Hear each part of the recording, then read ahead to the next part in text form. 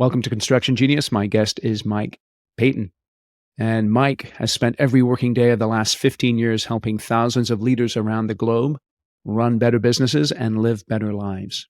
He is an EOS implementer and the former visionary at EOS Worldwide. That rings a bell with you? It might be because of the book Traction by Gino Wickman. Paton actually succeeded Gino as EOS's visionary. He is the host of the top-rated podcast, the EOS Leader, and he is the co-author of two books, Get a Grip and Process. Both of those books are part of the Traction library. And again, you may be familiar with that book, Traction. If you've read it, you're going to be very familiar with much of what we talk about here today. It'll ring a bell. If you haven't read the book, you should check it out. It's a very useful book for entrepreneurs. The bottom line of our conversation here today is that your business should be a source of joy and profit, and not a source of pain. And we're going to talk about how that can happen with some very simple, straightforward, implementable ideas. We go for almost an hour here. There's a ton of great information. You're going to enjoy this conversation. Let's dive right in. This is Eric Anderton, and you're listening to Construction Genius, a leadership masterclass. Thomas Edison said that genius is 1% inspiration and 99% perspiration. If you're a construction leader, you know all about the perspiration, and this show is all about the 1% inspiration that you can add to your hard work to help you to improve your leadership.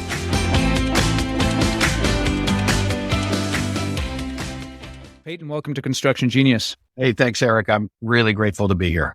Yeah, and I'm glad to have you on because I know that the work that the EOS folks have done, the book Traction and all those kinds of things, they have a tremendous positive impact. Many of the folks that I work with are using what you guys have taught. So thank you for coming on the show because I do want to get into some topics here that are going to be tremendously important. Why is it that running a business, an entrepreneurial business, is difficult and lonely? We're starting on a high note.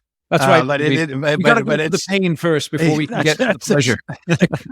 Every business is different. Every leader is different. So I want to say we're talking about general terms here, but I think it's really the disconnect between the way people romanticize what it means to own and run a business media, college professors, you name it. The people who don't know what it feels like to own and run a business think it's much more glamorous and interesting and calm than it really is. And the reality of it, which is that when you start a business from scratch, which many of your listeners have done, and you grow it to 10 and 50 and 100 people, the number of times you hit the ceiling, get stuck, get irritated with somebody who used to be your right hand or left hand person, and you could count on them all day long. And then all of a sudden, all heck breaks loose. It just happens over and over and over again. And most entrepreneurs are so busy and occasionally a little prideful. And so they just don't talk to their peers or their colleagues or their family about it because, quite frankly, their peers, their colleagues, and their family might be sick and tired of hearing all about it. And so it just has a tendency to force people in on themselves and feel more frustrating and desperate than it really needs to be. What element do you think plays in when it comes to, someone starts a business and, in our space, it's because they know how to build a great project. Yeah.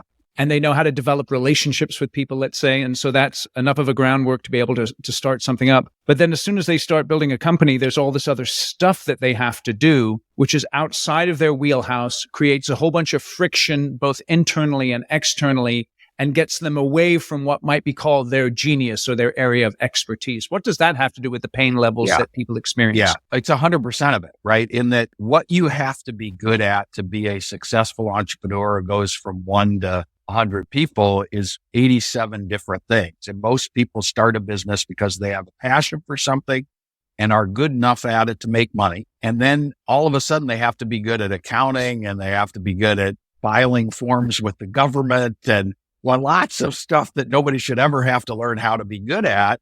And very quickly you lose what drove you in the first place. You lose passion because you're doing mundane, tactical, required stuff rather than the stuff you love to do and are best at. And so there is no class for that is common amongst truly entrepreneurial leaders. Because by the time you need that class, you're so darn busy doing all the other work, you don't have time to take it if you could find it. I think one of the most useful things that the Traction book and the EOS model articulates is the difference between a visionary and an integrator. And I think it speaks somewhat to what we've been talking about right here. Can you just give those definitions to people of what a visionary and an integrator is and why that's so important to understand? Sure. And hearty shout out to Gino Wickman for recognizing this distinct difference and describing it. So, a visionary 95% of the time is a founding entrepreneur, somebody who had a sense that you could build something that nobody else had imagined you could build before, and then went out and did it, right? So these are big idea people. If you want to motivate a visionary, you tell them something's not possible. Inventors, disruptors, they love to spend their time at 30,000 foot on big relationships, important strategic things. They don't like getting stuck in the weeds. Integrators are people who like keeping the trains running on time. Mm-hmm. They drive accountability day to day.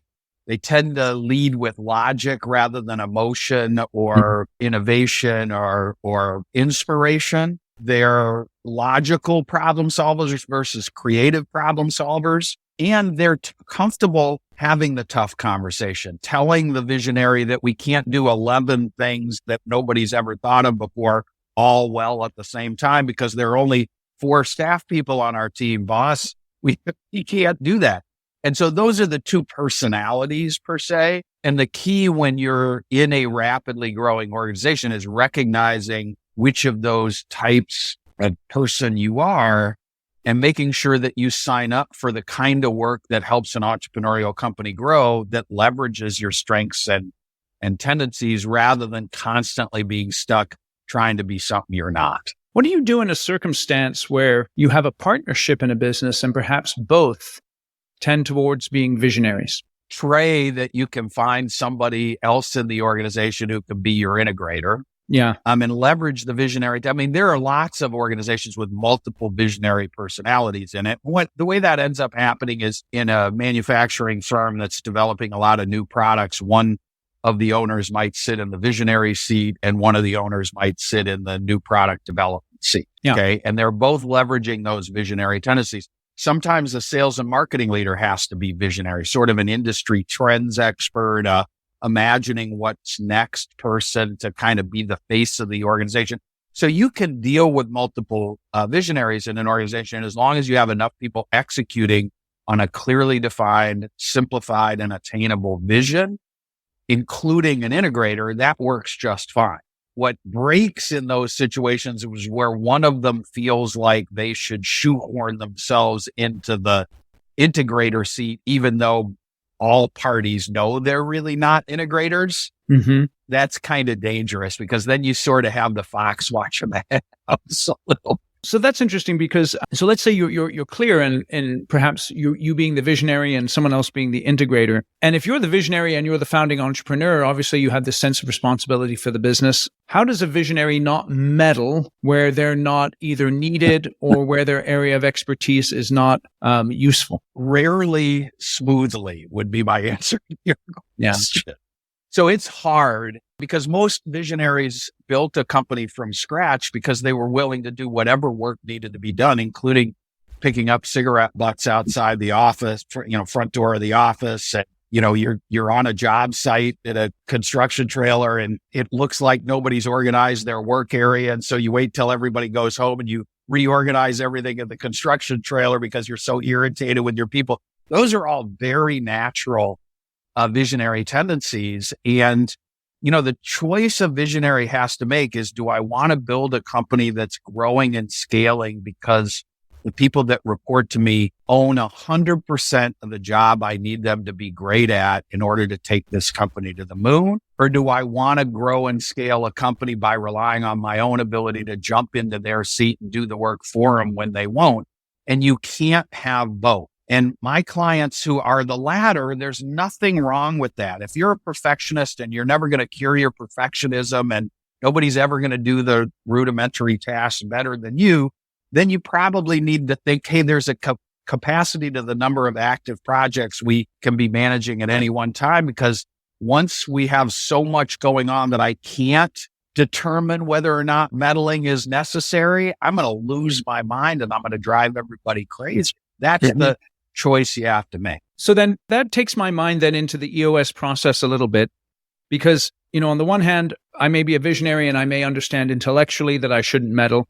But on the other hand, in my daily behavior, I can't help but meddle. So one of the key aspects of the EOS model, and some of the listeners may be familiar with this, but they may not be, is what's known as the level 10 meeting. How does the level 10 meeting then relate to enabling the visionary to let go a little bit and allow people to do their thing while still having a sense of control and visibility on actually what's happening in the business? Yeah, you said that well, and I would broaden the application of what I'm about to share with you beyond the level 10 meeting, because when Gino built EOS and talked about the EOS model, strengthening the 6 key components and cobbled together the foundational tools of EOS, a lot of the tools are like the level 10 in that what they're trying to do is give the people who own and run the company and operate more effectively at that 30,000 foot level. It's not just the owner and the visionary. Sometimes it's the integrator and the head of sales. And, we all as leaders have a tendency to over meddle,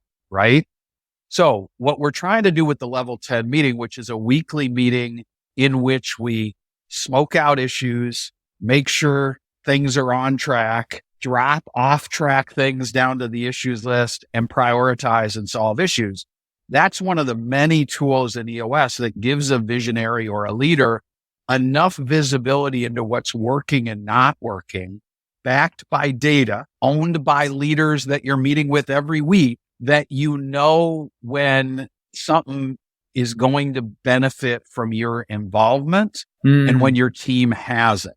It also invites your team, because of the spirit of a level 10 meeting and because of the culture that develops when a leadership team is working with a professional implementer in quarterlies and annuals. It develops the kind of relationship between the owner / visionary and or the other leaders on the team, so that if they feel the visionary is over meddling, they feel comfortable saying that, "Hey, boss, I've got this. I know you're worried. What can I do to bring you up to speed and help you understand where I am in this project?" That either confirms your suspicions that I'm off track or makes you feel like I don't need you to jump in. And that together, those two things together really, really help. It's interesting because what you said there about clearly identifying where the company will benefit from my input, I think is really, really important, because then the leader is able to marshal their resources and their insights in the places that will benefit the most in terms of the organizational's growth and success. That's right. One of the best check-ins I ever heard from a visionary at a quarterly session I was hosting. We start every session with good personal news from the prior quarter and good business news. And he said, the good business news is that we just won the biggest account we've ever won. But that's not the good news. The good news is I had absolutely nothing to do with it. Yeah. Okay. That is such positive feedback for a visionary that I've created an environment and clarity around what we're trying to accomplish here that allows and encourages people on my leadership team and next levels to do the stuff I would be doing if I could clone myself and put myself in every seat. And I just get to watch and occasionally be an orchestra conductor. That's fabulous. Someone just popped into my head, a company that I know, where the CEO has trust issues. The result of those trust issues is a tension with the president of the organization. Mm-hmm. What advice do you give to the CEOs to help them to understand if their trust issue is a me thing or a them thing? We were going to have to schedule a second podcast to answer that question. A couple of things. When we teach the people component in an EOS implementation, we're making it clear that 100% strong in the people component is you got to have right people in the right seats. Yeah. So a right person shares the company's core values, exhibits the cultural drivers of the organization. Right. So consistently that they're model citizens, right? You can't imagine running the company without tens or 20s or hundreds of these types of people running around. And that's a right person. Okay. Right seat means they're really good at a critical job to our organization that's been carefully and clearly defined. Okay. When you really feel in your gut that your president is a right person who shares the cultural pillars of the organization, model citizen, and is great at his or her job, you don't have trust issues anymore. And if you still do, then my advice is you should maybe get some therapy. Okay, so that's interesting because your advice there is therapy, not get rid of the president. Well, I've certainly had this situation multiple times with clients of mine. Yeah. What I said was, if you're convinced that you've got somebody who consistently exhibits the firm's core values, which you spelled out in working with your leadership team, and they're great at their job, and you still have trust issues, I get it. The problem isn't your president. Yes. Now, if they're not a right person, they don't consistently exhibit your core values, or they're not consistently great at their job, then your trust issues are legitimate, and they're not trust issues. They're culture fit and job performance issues. And those are easily addressed. And if that's the issue, you got to quit referring to them as trust issues and say, the reason I'm having a hard time letting go, which is usually what causes a trust issue. The president wants to be in charge of something and the visionary won't stop meddling. And so the visionary isn't letting go. And that gets named trust issues. That label is dangerous. That's interesting. Because if the real issue is the president isn't very good at being the company's president, that's a conversation the two of them should have.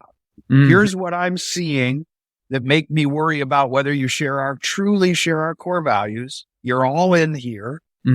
And whether you're good enough at the parts of your job that I keep making you feel like I'm meddling in. And sometimes the visionary is at fault. Sometimes the visionary sees one little piece of evidence that the house of cards is about to fall and goes off half-cocked when, that was 1 out of 1,000 instances that didn't go right and we're 999 out of 1,000. Let's relax a little bit. But sometimes the visionary is right. I mean, one of the great gifts of a visionary is visionaries sense things. They feel vibrations in the earth and the atmosphere that people who are heads down, plugging away just don't feel.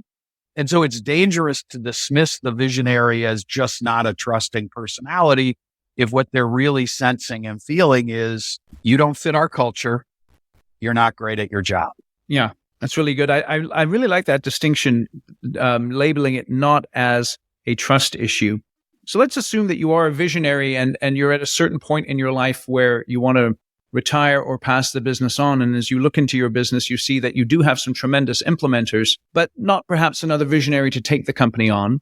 In your experience, how do successful companies bring in an outside visionary? Has that ever happened, or does it tend to not? How does that work out? It happened. I'll have to let Gino tell you whether he thinks it was successful or not, because I was the outside visionary that took over for him, not outside the organization. But yeah, I would say about 60% of the time, a visionary exits from the day-to-day of the business, right? Doesn't participate anymore as a member of the leadership team.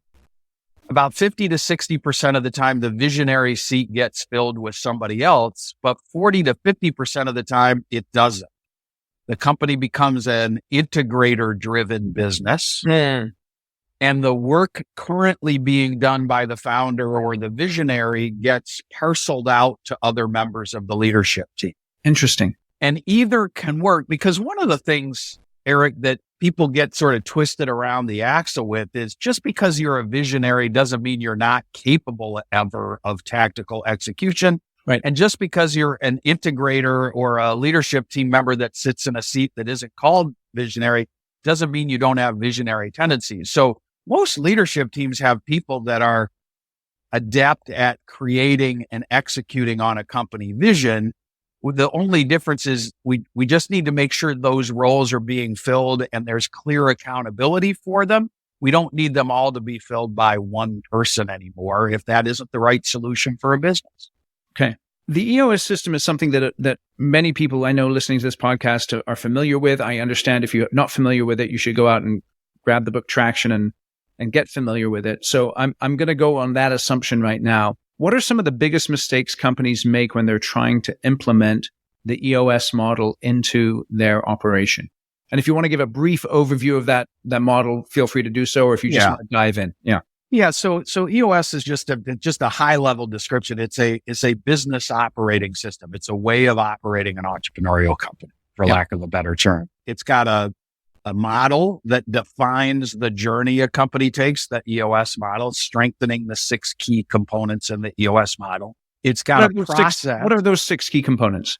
Yeah, those 6 key components are the vision component, the people component, the data component, the issues component, the process component, and the traction component. Okay. And the mission you're on when you're implementing EOS is to get those 6 key components to 80% strong or better, measuring progress on the journey by assessing how strong or weak we are on a scale of 0 to 100%.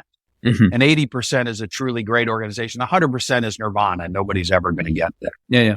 And so at a high level, using a proven process and a toolbox of simple, practical, timeless tools, an EOS implementer like me, or sometimes an internal self-implementer within an organization, helps his or her leadership team strengthen the 6 key components of EOS by implementing these tools and therefore running on EOS.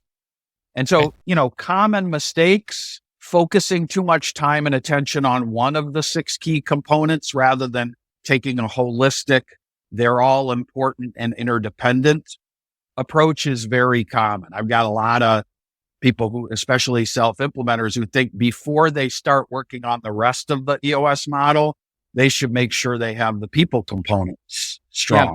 Well, the problem is, in order to get the people components strong, in many cases, you're relying on the other 5 key components. So if you're not doing any of that work, it's 10 times harder to strengthen your people component. So that's one. So, but let me ask you about that real quick then, because oftentimes a people problem masks a different issue. Yep. And so if I can't rightly identify the issue, let's say I change the person or reposition the person, but the issue still keeps going. Yeah. How can I avoid that stumbling block of calling something a people problem when it's maybe a process problem, or it could even be a vision problem? Like, I'll give you an example. One of my clients, they just figured out this week, we're in the wrong business. Because we talked about what's the purpose of your business, what are your talents, and what business should you be in to maximize your talents. And they looked at what they're doing and they're saying, this part of our business, we need to jettison. We can't do that business anymore. Yeah. So you've just exemplified what I'm talking about. You don't know that it's a people problem until you're sure you're aligned around a clear, simply defined vision. You've at least acknowledged that we do or don't have a set of core processes that we're consistently following or not.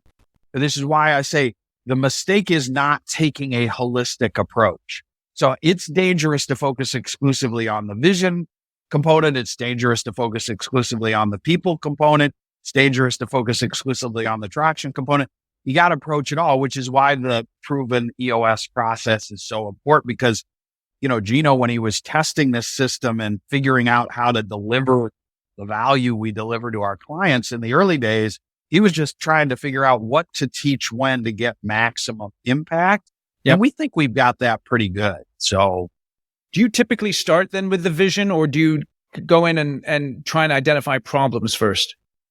So the first step in the journey is what we call a 90-minute meeting, which is where an implementer lays out for a leadership team what a company running on EOS looks like at the end of its journey.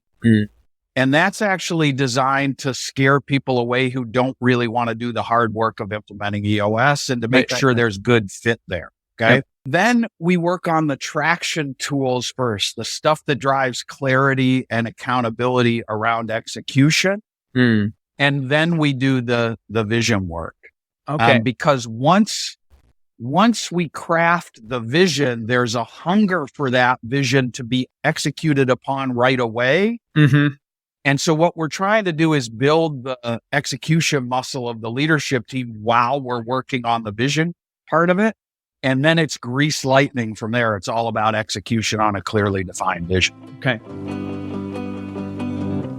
Hey, hope you're enjoying the conversation with Paton here today. And just want to remind you about my book, Construction Genius.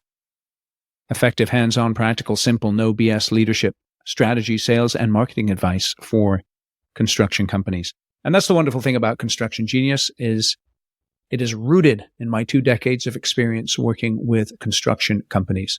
And so it's specifically for people who are struggling with the challenges associated with leading a construction business. And if you would like some leadership, sales, strategy, and marketing advice, then you should buy the book.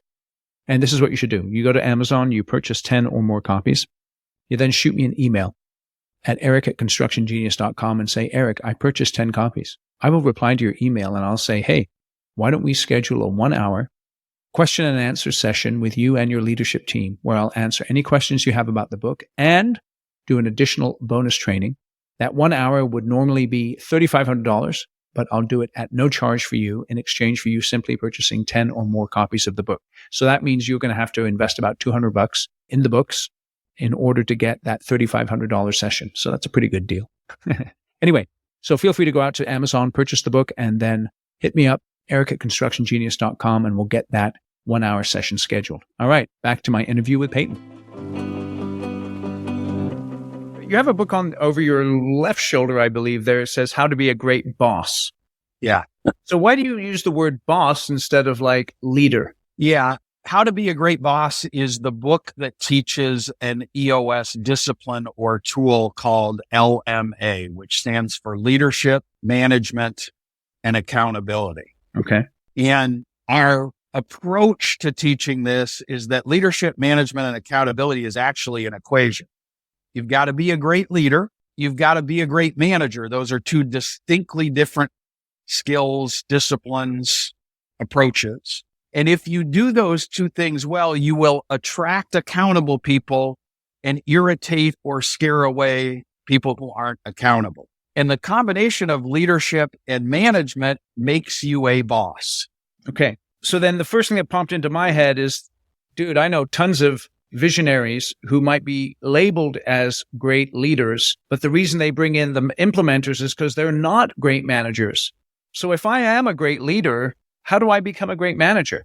Well, the first thing you've got to decide is, do you really want to be great at both? And a lot of visionaries don't. Okay. In fact, the great visionary quotation, I am guilty of having said it many, many times myself, is I'm terrific at managing people who don't want to be managed. Mm-hmm. But when I have to manage someone, I get irritable. I'm not good at it. I don't want to take the time, blah, blah, blah. So see, you got to want to be great to be an LMA. In an accountability chart of a company running purely on EOS, the visionary does not have LMA is one of the 5 roles in his or her seat. I see. The head of sales and marketing, the head of operations, and the head of finance, or whatever the leadership level of the accountability chart looks like, all reports up to the integrator. And the integrator is the person who drives accountability at the leadership team level in partnership with the visionary. So let me ask you a question about that then. So I'm assuming then you would say the implementer must be sort of the LMA type person. Is that correct? The integrator, yes. The implementer is the professional like me who helps the leadership team implement EOS. The integrator is the partner to the visionary. Sure. Now, would you require, let's say, the head of sales, the head of operations, the head of finance to be LMA as well, in light of promoting and hiring? If they have 1 or more direct reports, yes. Sometimes we're implementing EOS and the head of sales is actually the one salesperson. No, but yeah, if they have people reporting. But yes, for sure, LMA is the most important role of anybody who manages people in your organization. But then what that does then is it reminds me that most people get promoted into a leadership role or a management role because they're good technicians, but they're not necessarily good leaders. I mean, we can give... You're 100% right. It happens in almost 100% of companies, right? I mean, there's the very rare company that says, hold on a second, this guy is a kick-ass project manager, but we know that if we promote him, it's not going to work. And we need Right. to look for someone who may not even be quite as good as him building a project, but would be a better leader. How do you help people through that dynamic there? So often I don't have to help them because they've failed a couple of times already and they get it, right? Okay. Like failure is the best teacher. I mean, it really is. Sure. Truthfully, that has been successful occasionally. But like I have a client that was a software development company, and they had a head of operations, which was their entire development org, Yeah. who was probably the best coder in the whole company. Of course. Yeah. Okay. And what happened is they were billing their clients for coding and problem solving using code. And so what would happen when everybody on the ops team was overwhelmed or out of capacity, the head of the entire operation would jump in and code himself. And so after 2 or 3 attempts to solve this problem with somebody who the myth was, we need to get someone who's so technically proficient that everybody else in our development organization will look up to this person and therefore follow their instruction. And what they realized was the problem with that model is when we're overwhelmed, this person stops leading and starts doing work. And that's probably when we need his or her leadership and management the most. And so they ended up hiring a professional manager with experience running technology organizations who had no technical expertise in this particular company's approach to coding. And that seemed to solve the issue. But truthfully, Eric, that wasn't some piece of advice I gave them. This was them trying to fix an issue multiple ways before they got formula right. And that's why I say it's better that, the best thing to do when you got a problem is to pick the right way to solve it. The second best thing to do when you got a problem is to pick the wrong way to solve it. The only terrible thing to do is decide not to solve it. Yeah. How do you distinguish between leadership and management? In a nutshell, leadership is high level, 30,000 foot, inspiring people, creating openings, giving clear direction, but not task management. It's like the rousing locker room speech before a game. The management part is day-to-day communication. It's about execution. It's giving crystal clear expectations. Again, not micromanagement, but regular, concerted, ongoing engagement to drive execution is management. Can either of those be learned? I believe both can be learned. If you're lousy at and don't care about both of them, and you'd prefer to spend your time looking at a spreadsheet or a piece of machinery or, putting up a wall or a piece of ductwork in a building, you should do that for the rest of your career and be great at that. But if most people are naturally better at one of those two things than the other. And in that environment, yes, you can absolutely learn how to get better at the other thing. And so the contention then is if you are a great leader and a great manager, therefore you will attract folks who want to be held accountable and repel people who don't. That's right. I don't believe a manager's job is turning a non-accountable person into an accountable person because I think that's impossible. Yeah. Okay. I think a manager's job is create an environment where accountable people love being part of your team and non-accountable people think you're a nutcase and can't get out of there fast enough. And if you look at championship sports or look at where I know this isn't going to air afterwards, but the NCAA championship game was on last night, and great coaches create an environment where highly accountable players want to be part of your program. That's what we're trying to do with LMA. So then with that in mind, in your experience, is it possible for people to change? And let me tell you the reason I'm asking this, right? Is because so many of my conversations, sometimes I get the sense that the person I'm talking to about an issue employee, they're just living in hope or perhaps delusion.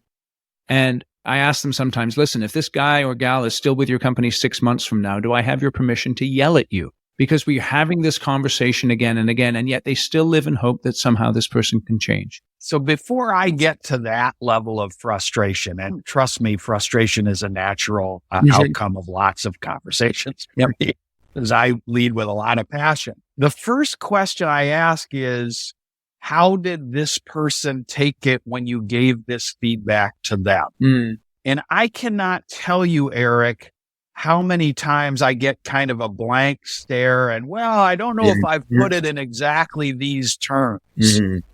And I'm like, well, then why are you talking to me? That's excellent. So I believe every employee deserves to know where his or her boss perceives there's a gap between culture fit, job fit, and rock completion. And your job as a good leader and manager is never to leave them wondering about where that gap is and where they're hitting it out of the park. That's good leadership and good management. Okay.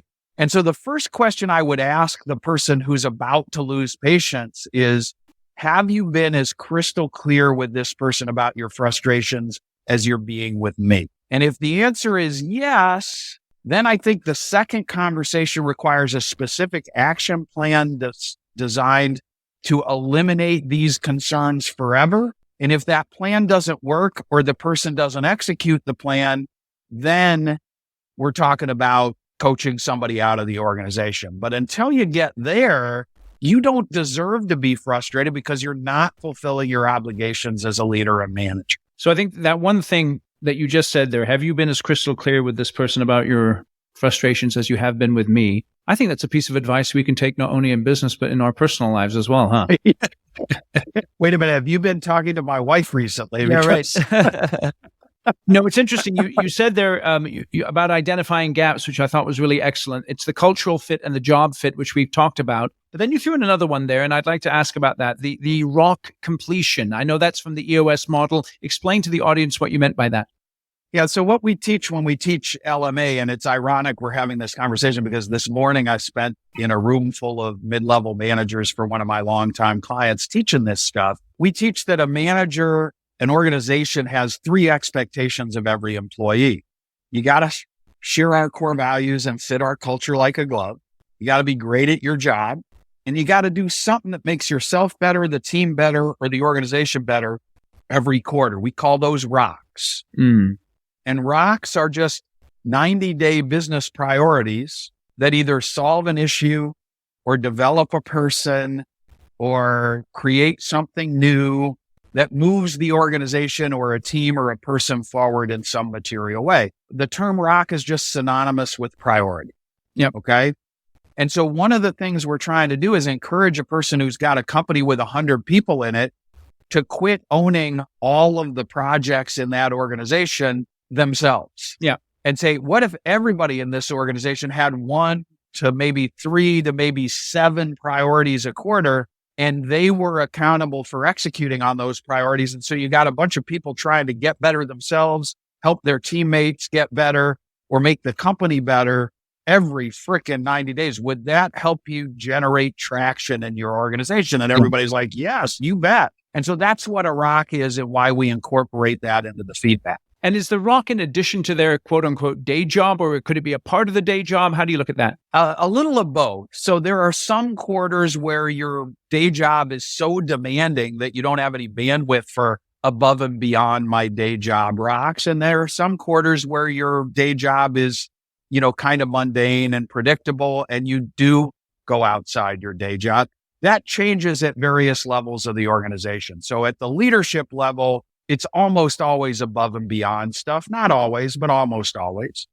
At the next level, it's about 50-50. And down at the front line, a lot of times a machinist in a manufacturing company or a tradesman in a construction company would have a rock to cross-train on some skill he or she hasn't fully developed yet. Yep. Maybe to train in a new apprentice might be a great rock for that person. It's very tactical stuff, but man, it's really important when you're trying to grow and scale a business. That's interesting. You were just talking about how you were having this meeting with mid-level managers. I spend a lot of time working with executives who are not necessarily the CEOs of their company, but they're at some level of mid-management, whether it's in the executive team or even below that. What is the biggest advice or the most important advice you can give to middle managers on how to lead up and down and across the organization? Well, but the first piece of advice is when you tell the people that you report to that you'd like to get better at leading up, they generally don't like that. Yeah, right.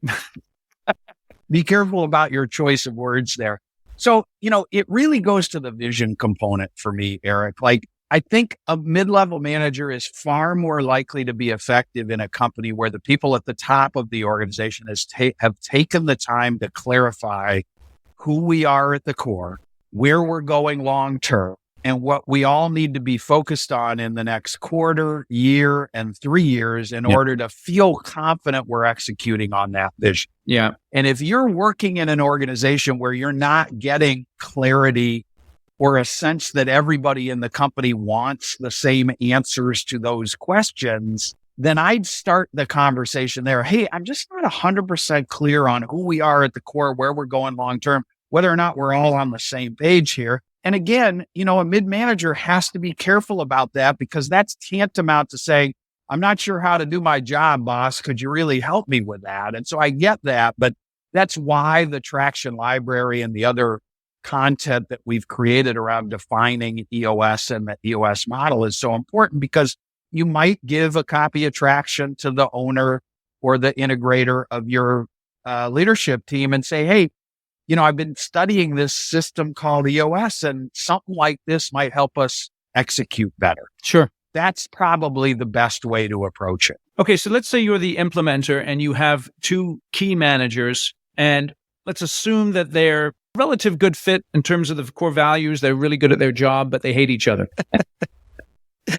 Wait a minute. Is one in charge of sales and the other one is in charge of ops? Because that's never happened. Yeah, before. I know, right. Or it could be, I know, like in construction, you can have someone who's in charge of the field and someone who's in charge of the office, right? And, anything, yeah. So the first thing is to quit triangulating that, to quit creating a drama triangle around that. First of all, it's not the integrator's job to solve this problem. It's those two leaders. Okay. Mm-hmm. And so I go back to the thing I think I said earlier, which is the first thing I ask them is, if somebody comes to complain to me about it, which is usually the way this works, I just say, so what did Bill say when you shared this frustration with him? Yes. Well, I'm coming to you because I don't know how to share this frustration with him. Bill won't listen to me. He doesn't even like me. And that's where you get to say, I don't know how I can fix that in a conversation that Bill's not a part of. So if you and Bill aren't able to talk through this yourselves, are you asking me to facilitate a dialogue between the two of you that stays professional and healthy? Because I can do that, but gosh, I'd sure love to see if you guys can figure that out yourself, right? You got to get yourself out of the middle of those drama triangles. Ugh. No, you don't come to the rescue of your people. That's interesting. See, that's really good there, because one of the things that a lot of people who are very successful like doing is they love being the hero. Yeah. And the hero requires a victim and a perpetrator in the drama triangle. And I've asked any of your listeners if they're really looking forward to running an organization full of victims and perpetrators, and none of them will say yes. And then you get to say, well, then why do you keep coming to the rescue as the hero? Okay, so let's assume then that you've asked that key question. Have you had that conversation? They have the conversation, nothing changes. Yeah. What do you do then? We actually teach something around this called the personal issue solving session. So it's one of the 10 trust builders that an EOS implementer will teach a leadership team that's implementing EOS. And we do teach liberally from Patrick Lencioni's work when we're teaching team health and vulnerability-based trust. Good stuff. But the personal issue solving session is where, when you've got two team members who are constantly butting heads and they can't fix it themselves, an authority figure, one of the two people's managers, typically, ideally somebody who has authority over both of them, sits them down and say, I understand you guys have tried to fix these squabbles between yourselves many times, and this is the last gasp effort to fix these problems. And you give the little speech about how a team is like a rose bush, and when two branches on a rose bush are rubbing together, the branches die, and then the branches around them die, and ultimately the whole bush dies. And so we have to permanently solve this problem. And if we can't solve it by encouraging you two to work through whatever problems you've got with one another, I'm going to solve it by removing you, or both of you from the organization, because I can't do this anymore. Right. And then you have them share 3 positives and 3 constructive pieces of feedback with the other person, and you work through resolving the source of conflict in those 3 pieces of constructive feedback. And hopefully you craft a journey that the two will be willing to embark on to start working together more effectively. I've seen that work more than 50% of the time, right? But it isn't a lot more. It's not. Yeah, it's interesting. What element does a company that is wrongly structured have with these types of conflicts? And how do I know when my company is not structured correctly? And if I maybe tweak the structure, that might deal with the issues. Yeah. So for your listeners who have a copy of the book, Traction, go to the people chapter because that talks about our approach here. We work really hard not to let it get to that point, Eric, by teaching our leadership teams that you must always take a structure first, people second approach to strengthening your people component. What I mean by that is when there's a problem related to people, it might be bandwidth or capacity. It might be skill set gaps. It might be personal conflict. It might be somebody feeling disconnected from the other people they rely on. The first thing you have to do is fire everybody in your brain, at least, and start from scratch, assuming none of those problems exist, and ask yourself, what would the structure I need my company to be organized by look like if I weren't dealing with these problems? Forget about the people you're working around, because what happens a lot is you'll get people who are really good at 3 or 4 things that are logical parts of their job, but they're lousy at 2 things that aren't. And they'll just create all kinds of mess around those 2 things. And often in an organization that's rapidly growing is that creates like a knot in a tree. And all kinds of ancillary problems are related to the fact that somebody who's in charge of sales in our organization should really be good at these 5 things. And Bill is only good at these 3 things. And he keeps making everybody around him miserable because he won't do these 2 things. That's a structure problem, not a 2 people are butting heads problem. I see. And you got to figure that out. It's excellent. So as we're wrapping up the interview here, what is the one piece of advice you would give to an entrepreneur who is stressed out, overwhelmed, and perhaps on the verge of quitting his business, even though he's enjoyed some success, but he really has that desire to take the company to the next level, to really deal with some of these issues on a systemic basis? Yeah.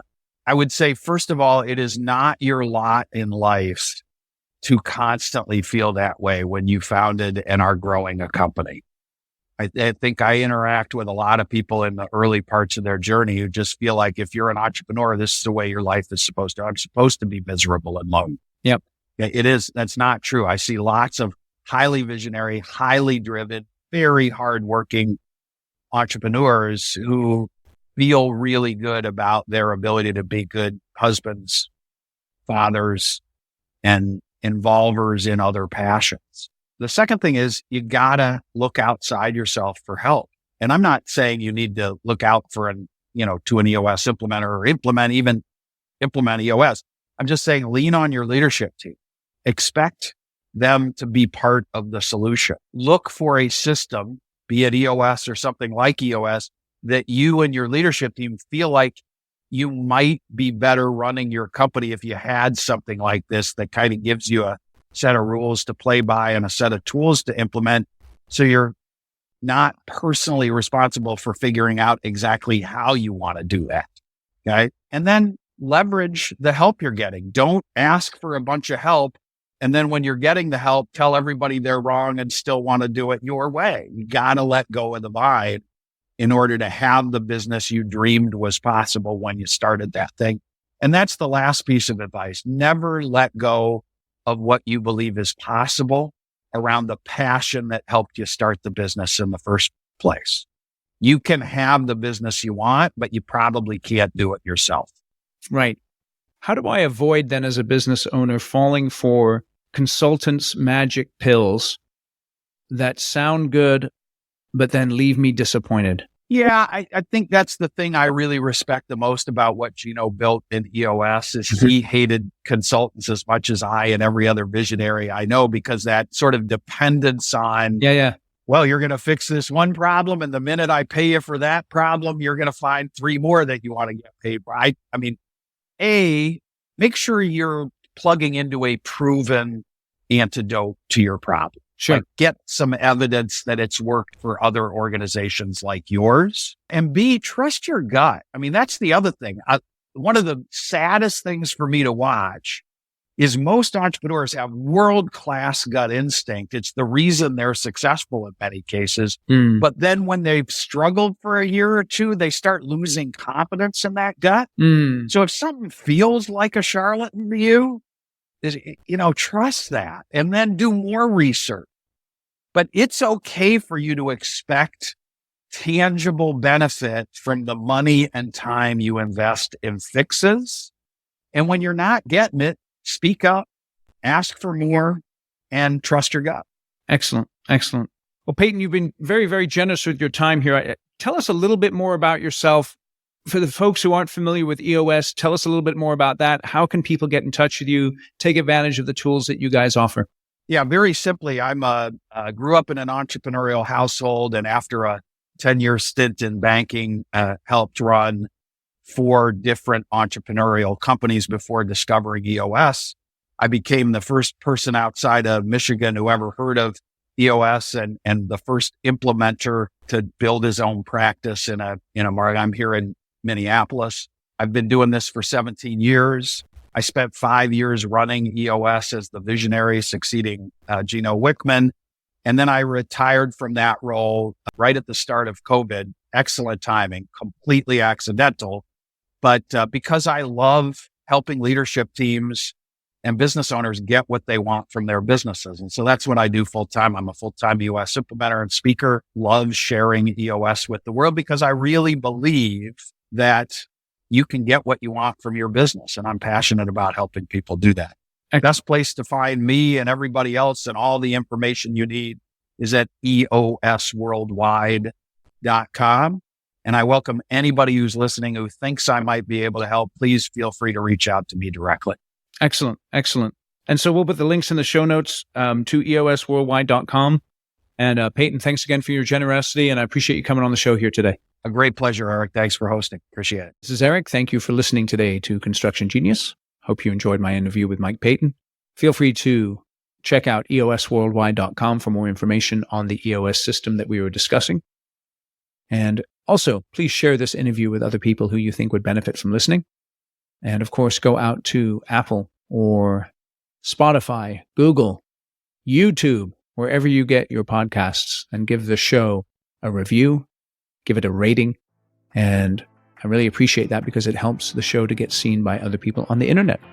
Thanks again for listening today to Construction Genius. Thank you for listening to this episode of Construction Genius. Hope you found that 1% of inspiration to help you in the next few days. If you like the show, please give us a 5-star review on iTunes, share it with other construction leaders who you think would benefit, and always remember that the show is brought to you by Kick-Ass Meetings. I've been working with construction leaders since 2004, teaching them how to run extremely effective problem-solving meetings that gets their people collaborating, taps into their creativity. And to get yourself a free copy of the Kick-Ass Meeting Report, go to www.ericanderton.com/kickassmeetings. Grab yourself that free report, read it, use it in your business. You'll find it extremely useful. And thanks again for listening.